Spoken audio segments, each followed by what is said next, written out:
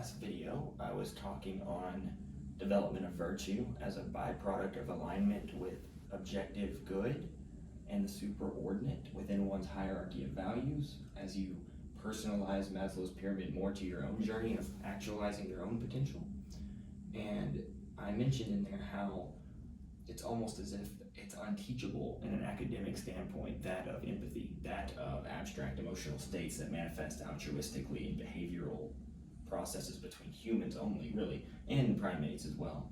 And I'm sure there's other ones too. But I mentioned that it almost as if it's not really taught in a way as it is manifested by alignment with the superordinate.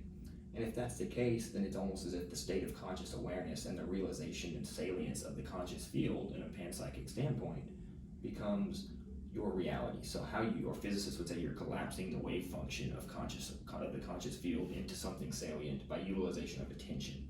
And attention being paid to the right superordinate thing leads to a higher state of being and conscious awareness, which would imply that altered states of consciousness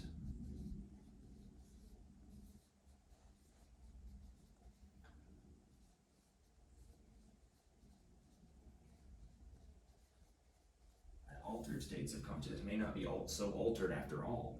It may just be higher awareness and higher realization of the conscious field within an organism's interaction with its environment and its identification with the correct, actualized good. And so altered states of consciousness such as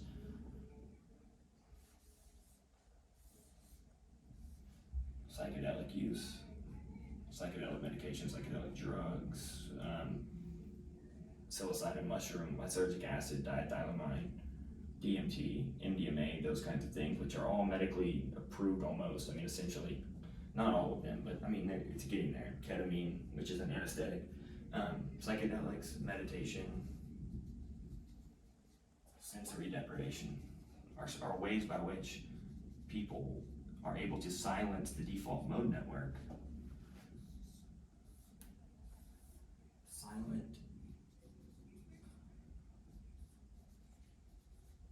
So essentially, altered states of consciousness arise with the alignment or with the utilization of certain techniques and present moment awareness, silence the activity that generates the idea and facade of the ego, and mind wandering tones that down, which actually increases interhemispheric communication in the brain, is what you see on the functional MRIs.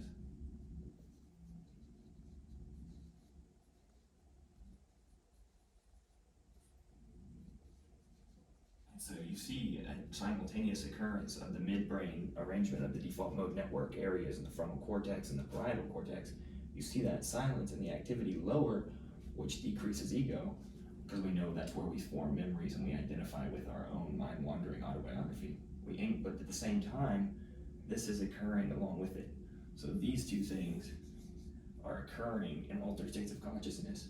And when that happens, a heightened sense of connectivity between self and other arises, which inevitably I was pointing to as being the origin of that of virtue and that of proper awareness of your state in the world and how you are ultimately an integral part of the cause and effect that you bring upon yourself and your life.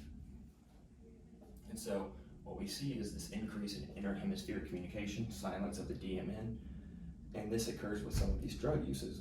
And not all altered states of consciousness are good. But it's also at the cessation of these. So whenever these cease, cessation of those practices, like cessation of psychedelics, let's say,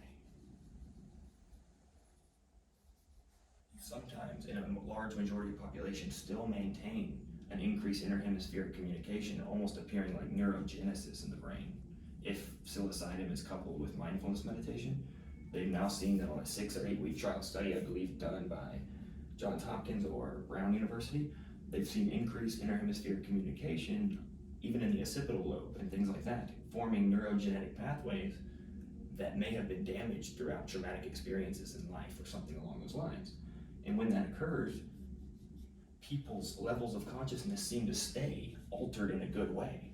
And so neurogenesis provides alternate pathways to generate the same emotion that you always knew you could generate, but yet had been almost rewired in a way due to your experience of trauma or your lifetime experiences have silenced and essentially degraded those pathways that lead to virtuosity. And so this provides alternate pathways to the same states of being, the same states of virtuosity.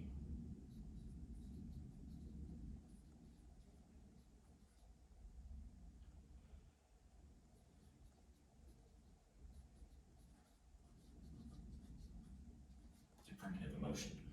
And so neurogenesis essentially is an opponent of the physicalist school of consciousness, because physicalism says, at least in type physicalism, that there's an active region of the brain that corresponds directly with everything. So there's a direct correspondence between a certain area and lobe of the brain and that of empathy.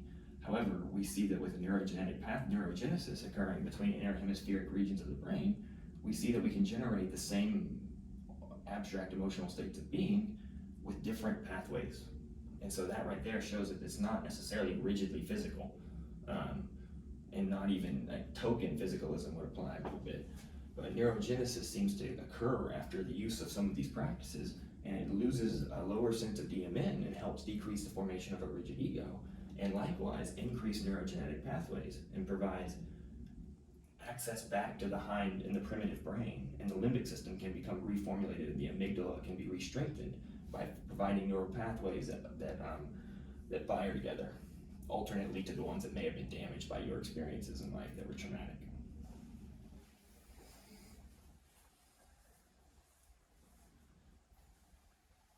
So essentially, altered states of consciousness may not be so altered after all, and we've seen a large amount of positive feedback and a large amount of positive scientific journals and research being performed that indicates the use of psychedelics for treatment of lots of traumatic brain experiences and subjective experiences in life, mainly traumatic experiences, of course, like PTSD and things of that nature.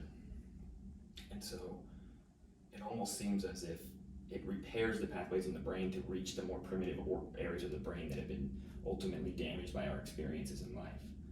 And so my point in all of that is to try to explain that virtuosity and their arrangement with something superordinate produces virtue, but so do all of these other states. Well, it seems too that those that use psychedelic use, so cessation, let's just use psychedelics instead of meditation here, but cessation of psychedelics, which is good. You'd always cease to use mind-altering substances at some point once you've achieved what you're trying to, I would assume. I'm not a doctor, so I don't know that. But cessation of psychedelics is still prolonged sense of unity amongst the patients that were given these drugs, and it's a basically mitigated by neurogenesis sometimes.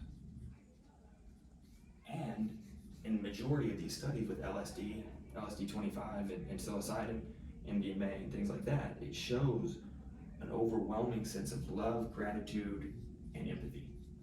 It's prolonged even after cessation for years. So don't say it's just a product of these drug users. They're all worthless pieces of crap. No, not necessarily, because they really love everybody when they're on them. And then most people stop using them and maintain a sense of virtue they were never identified with before due to ultimate trauma provided to them in their life, something outside of their control.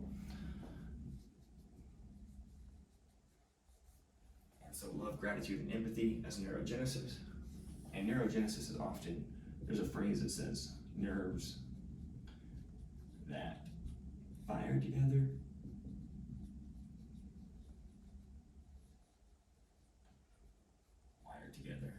and that's essentially what's occurring there whenever you're generating the same affectual state of being with different pathways in the interhemispheric communications in the brain. And so this prolonged sense of unity leads to these emotions, and that ultimately, once they're polled, they will admit that there was like 85% in some cases now have a new identification with the superordinate. So a religious mystical experience that allows them to produce virtue through neurogenesis in an altered state of consciousness. So 85% new identification with superordinate. So it's almost like altered state of consciousness is simply raising your level of salience with what's real and what's not. And as you do that, you increase your conscious awareness of the world, allowing you to see things more clearly.